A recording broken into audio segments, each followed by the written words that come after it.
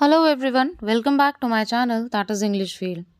Friends, आपकी काफ़ी request थी कि मैम एक एक राइटर वाइज बताइए कि कौन से राइटर को किस तरीके से प्रिपेयर किया जाए, क्योंकि मैंने एक वीडियो बनाया था अभी जिसको आप लोगों ने काफ़ी पसंद भी किया और आपको वैल्यूएबल लगा कि पढ़ना ही सिर्फ इम्पॉर्टेंट नहीं है, सही दिशा में पढ़ना is very important, so that कि फर्स्ट अटेम्प्ट में आपका क्लियर हो सके। आप न्यू एस्पिरेंट हो तो भी आपको चीज़ें टफ ना लगे, जैसा आपको दिखाया जाएगा वैसी ही चीज़ें आपको लगेंगी। तो सबसे पहले मैंने शेक्सपियर को पिक किया है और शेक्सपियर में कैसे-कैसे आपको प्रिपेयर करना है, क्योंकि ये बहुत लेंदी लगता है सबको, एक्चुअल में लेंदी है, बट कितने प्लेज़ आपको पढ़ने हैं, ठीक है? तो काफ़ी सारी चीज़ें रहती है। क्या जो एग्ज़ामिनर का फ़ेवरेट कॉर्नर है जहाँ से हमेशा क्वेश्चंस आते हैं, तो ये सारी चीज़ें मैं डिस्कस करूँगी और काफ़ी इम्पोर्टेंट होने वाला है हर एक सेशन अब जो यहाँ से आएगा, क्योंकि मुझे बीच में टाइम नहीं मिल पा रहा था, तो काफ़ी ब्रेक हो गया और मैं वीडियोज़ नहीं डाल पाई। लेकिन अब डेफ़िनेटली मैं आपकी हेल्प करूँगी जितनी ज़्यादा हो सकती है। इंग्लिश फ़ील्ड चैनल फ़ेक चीज़ें कभी चलाता नहीं है, इसलिए ट्रस्ट रखिए, आपकी पूरी तरीके से हेल्प करने की कोशिश करूँगी मैं। तो चलिए विदाउट मेकिंग एनी डिले देखते हैं पॉइंट टू पॉइंट आप किस तरीके से शेक्सपियर को प्रिपेयर कर सकते हो, ताकि वो आपको बर्डनसम भी ना लगे, ईज़ी लगे and you can prepare your own notes. So let's move. चलिए देखते हैं स्टेप बाय स्टेप। सबसे पहले बायोग्राफी ऑफ शेक्सपियर, उसके बाद में important awards, important events, his married life, फिर हम स्कूलिंग देखेंगे। अब यहाँ पे हम जब बायोग्राफी की बात करते हैं तो जो भी राइटर्स हैं वो आपके टीजीटी पीजीटी में है या फिर आपके एलटी में है, ठीक है? तो इसमें टीजीटी में आपके 4 राइटर्स हैं, राइट? और पीजीटी में ज़्यादा हैं।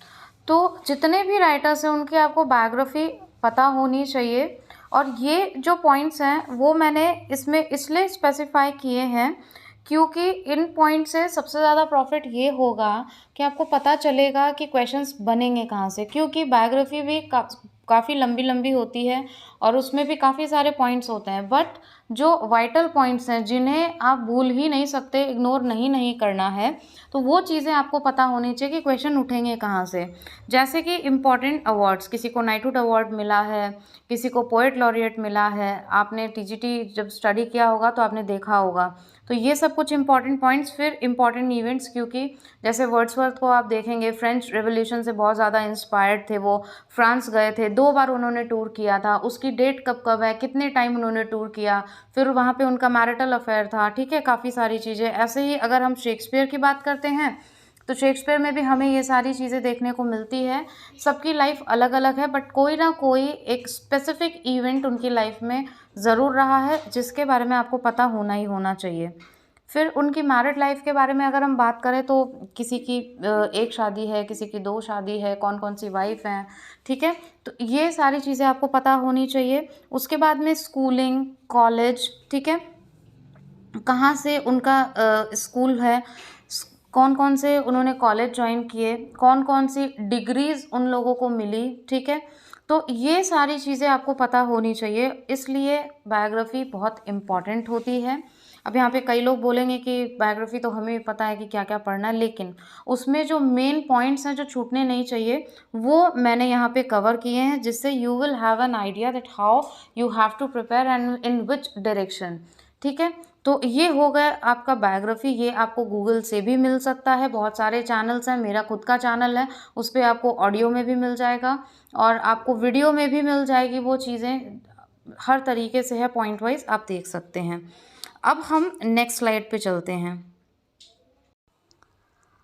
अब how to study plays, plays को स्टडी कैसे करना है, summary in Hindi, then setting of play, then central theme of play, then all characters, major, minor, comic, hero, heroines, सारी चीज़ें, एपिलॉग और prologue in any play, quotations,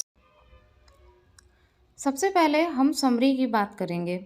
सारा जो scenario है वो है प्लेस का, कि आखिर में प्लेस को प्रिपेयर कैसे किया जाए। ठीक है, पॉइंट वाइज अगर आप प्रिपेयर करते हो, आई एम डेड श्योर आपको कहीं से कोई भी प्रॉब्लम फेस करने को नहीं मिलेगी।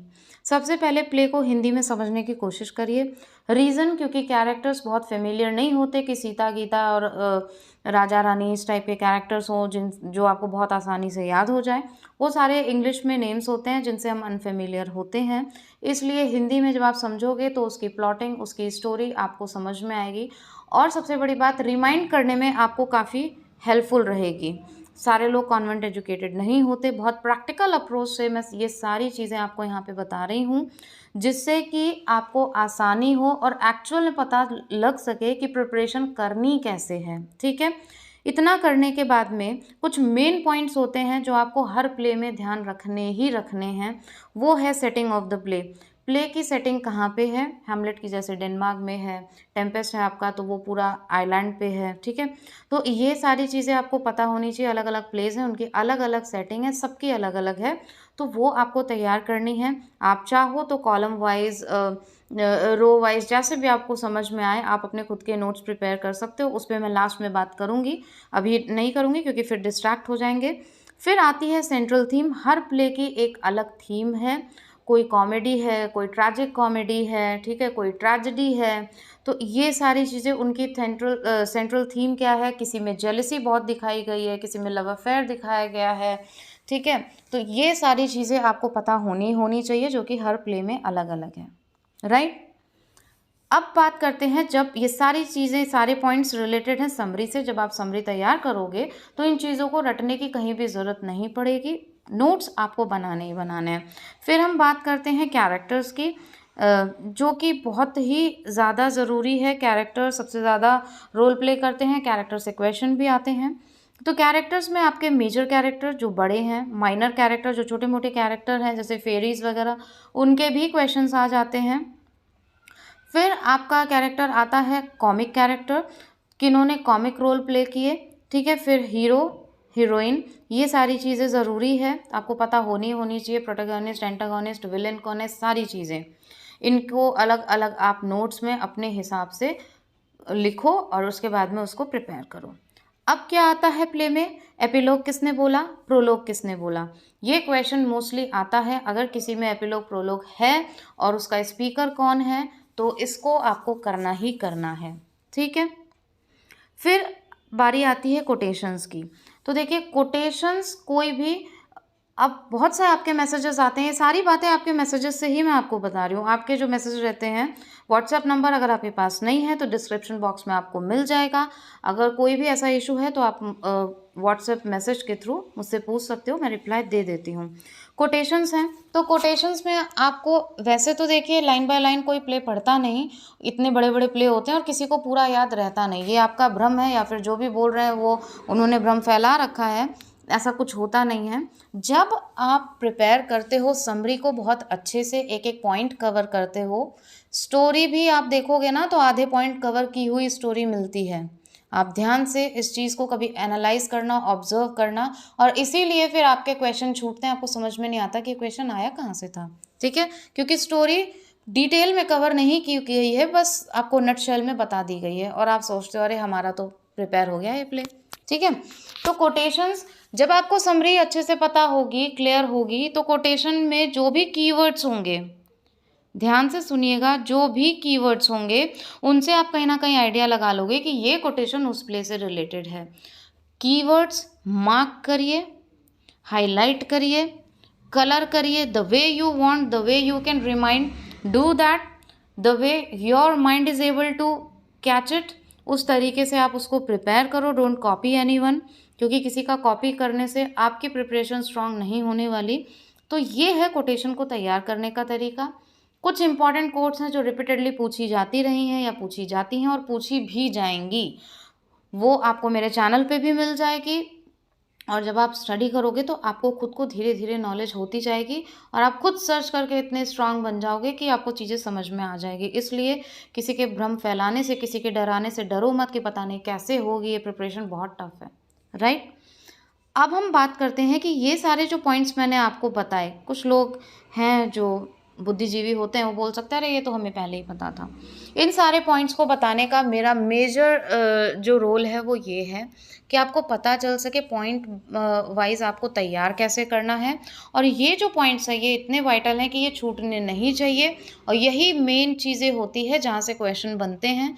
आप PYQs प्रीवियस ईयर के क्वेश्चन उठा के देख लो, चाहे प्रैक्टिस सेट्स जो ऑथेंटिक प्रैक्टिस सेट हैं, मैं उन क्वेश्चंस की कभी बात नहीं करती जो 5,000 की संख्या में है और आते उसमें से 5 भी नहीं है। ठीक है, ऐसे बहुत सारे आपको मिल जाएंगे क्वेश्चंस, लेकिन मैं कभी उन चीज़ों को फॉलो नहीं करती। I believe in quality. कम पढ़ो लेकिन एग्जाम ओरिएंटेड पढ़ो। पोथी पढ़ के भी आपको ये ना पता हो कि पढ़ना क्या है और क्वेश्चन कहाँ से आएगा, तो सब बेकार है। I hope you are getting my point. ठीक है, तो ये इम्पॉर्टेंट चीज़ें हैं। जब आप अपने नोट्स बनाते हो तो ये आपके सामने होनी चाहिए, आप नोट करके रख लो। If you want to take screenshot, आप स्क्रीनशॉट ले सकते हो। ठीक है, और उसके बाद में इन चीज़ों को आप पूरा पॉइंट वाइज तैयार कर सकते हो। अब अगर हम देखें कि मैं आपको एग्जाम्पल से बताती हूँ, ऐसे आपको नहीं इतना क्लियर होगा। जैसे अगर हम टेम्पेस्ट की बात करते हैं, टेम्पेस्ट की हिंदी में आपने समरी पूरी पढ़ ली। ये एक तूफान से रिलेटेड है जो थंडर स्टॉर्म आया था, उस वहीं से सारी कहानी चेंज होती है। ड्यूक ऑफ मिलान इसमें प्रॉस्पेरो रहता है। ठीक है, एक छोटे से मैं रूप में मैं आपको बता रही हूँ। सेटिंग ऑफ द प्ले कहाँ है, आइलैंड पे है। उसके बाद में सेंट्रल थीम क्या है इसकी। कैरेक्टर्स की अगर हम बात करें तो मेनली इसमें जो हीरो है वो आपका फर्डिनेंड है, फिर मिरांडा है। तो ये सारी चीज़ें हैं जिसमें मेजर माइनर कैरेक्टर्स हैं। फिर एरियल है जिसका बहुत इंपॉर्टेंट रोल है, उसको आप बिल्कुल नहीं छोड़ सकते। तो कहने का मतलब ये है कि आपको पता भी होना चाहिए कि ये प्ले इंपॉर्टेंट है और इसमें ये कैरेक्टर भी बहुत इंपॉर्टेंट है, तभी आपकी एक एग्ज़ाम ओरिएंटेड तैयारी हो पाएगी। तो ये मैं आपको समझाना चाह रही हूँ। ठीक है, ऐसा नहीं है कि बस आपको पता चल गया शेक्सपियर पढ़ना है, ये 37 प्लेस पढ़ने हैं और उठा के आप करने लग गए, और फिर प्रॉब्लम्स तो खैर आएंगी ही आएंगी, क्योंकि आधा अधूरा ज्ञान होगा तो प्रॉब्लम्स आपको सामने आएंगी। फिर एपिलोग बोला है कि नहीं, प्रोलोग है कि नहीं, इसमें बोला है प्रस्पेरो ने, आप चेक कर लेना। फिर जब कोटेशंस को आप पढ़ोगे तो उसको एक बार हिंदी में समझने की कोशिश करो। आप गूगल से हेल्प ले सकते हो, क्योंकि देखो, करके अभ्यास करके सीखना वो सबसे बेस्ट पार्ट होता है। जब आप खुद सर्च करोगे वो ऑटोमेटिक प्रोसेस होता है, आपके माइंड में वो हमेशा छपा रहेगा, फिर आपको उसको रटने की ज़रूरत नहीं है। लेकिन बिना मेहनत के कोई काम होता नहीं, सक्सेस का कोई शॉर्टकट होता नहीं। तो इस तरीके से आपकी पूरी प्रिपरेशन होती है। कुछ इंपॉर्टेंट प्लेस हैं वो मैं आपको दूसरे वीडियो में बता दूंगी, वरना वीडियो काफ़ी लेंदी हो जाएगा। 37 प्लेस हैं और इनमें से मोस्ट इम्पॉर्टेंट कौन से हैं वो मैं आपको एक सेपरेट वीडियो में बता दूंगी। अब आपको पता चल गया होगा कि आपको स्टडी करनी किस तरीके से है। इसके अलावा कोई और ऐसा नहीं है कुछ भी जो मैंने यहाँ पे छुपाया हो, क्योंकि अगर मैं कोई टॉपिक लेकर आती हूँ तो उसको पूरा टिप टू टो उसको क्लियर करने की कोशिश करती हूँ। तो यही स्टडी का तरीका होता है। अब आप इसको यूट्यूब के थ्रू भी पढ़ सकते हो, और कोई ऐसा ज़रूरी नहीं है कि किसी के नोट्स पे ही डिपेंड रहोगे तभी आप इसको पूरा कर पाओगे। बहुत सारे सोर्सेज हैं सोशल मीडिया पे, आप सभी लोग हो, और कोई ऐसा नहीं है कि आप किसी को 15,000 या 50,000 पे करोगे तभी आप इनको पढ़ पाओगे। ठीक है, गाइडेंस बहुत इंपॉर्टेंट होती है, सोर्सिंग बहुत ज़रूरी होती है, लेकिन अगर आप अफोर्ड नहीं कर सकते हो तो ऐसा नहीं है कि आप एग्ज़ाम क्रैक नहीं कर सकते या आप पढ़ नहीं सकते। मेन पॉइंट बताने का मेरा ये है। बाकी I am not against anyone, आप कोर्सेज परचेज करो, कुछ भी करो, लेकिन जो भी पढ़ो वो ऑथेंटिक और एग्जाम ओरिएंटेड पढ़ो। क्योंकि किसी टारगेट को सेट करके आप चल रहे हो और उसके बाद में लास्ट में अगर आपको जाके तकलीफ होती है और पता चलता है कि अरे हमें तो ये पढ़ाया नहीं गया या हमने ये पढ़ा नहीं, काश हमें पता होता तो हम ये चीज़ें कर लेते, तो वो चीज़ किसी की लाइफ में ना हो। बस यही मोटिव है इस चैनल का। तो आई होप ये क्लियर हो गया होगा। ये आपकी रिक्वेस्टेड वीडियो था, और बाकी कोई भी इशू हो, किसी भी तरीके का कोई क्वेश्चन हो तो please to comment in comment box. Next video में ज़रूर लेकर आऊँगी। और लिटरेरी टर्म्स के वीडियो पे प्रोसेसिंग चल रही है, जल्द ही एक एक लिटरेरी टर्म्स इन डिटेल आपके सामने होगा, और मेनली उनमें पढ़ना क्या और क्वेश्चन क्या आएंगे वो सारी चीज़ें मैं उसमें आपको बताऊँगी। क्योंकि एक्स्ट्रा तो बहुत कुछ है पढ़ने को, पढ़ लो, लेकिन वो एग्ज़ाम में आता नहीं है, इसलिए ज़्यादा ज़रूरी जानना ये होता है कि एग्ज़ाम में आता क्या नहीं है। ठीक है, so thank you so much for watching and giving your precious time. If you have any other question then please do comment in comment box. Thank you.